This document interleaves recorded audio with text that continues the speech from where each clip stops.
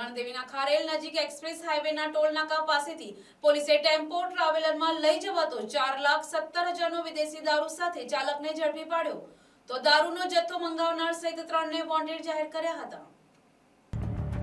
ગણદેવી પોલીસને બાતમી મળી હતી કે સફેદ રંગની ટેમ્પો ટ્રાવેલ્સ ટેક્સી પારસિંગ વલસાડ તરફથી આવી એક્સપ્રેસ હાઈવે થઈ સુરત તરફ જનાર છે, જેના કાચ ઉપર કાળી પટ્ટીમાં લાલ અક્ષરથી જય માતાજી લખેલું છે।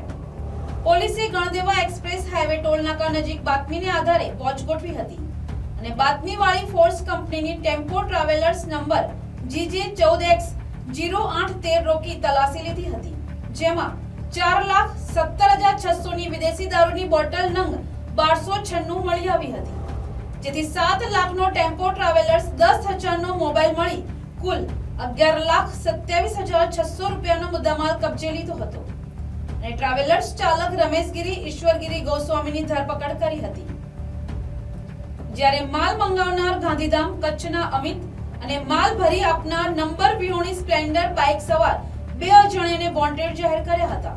ગણદેવી પીઆઈડીએમ રાઠોડ વધુ તપાસ કરી રહ્યા છે। Bureau report NTC news Navsari.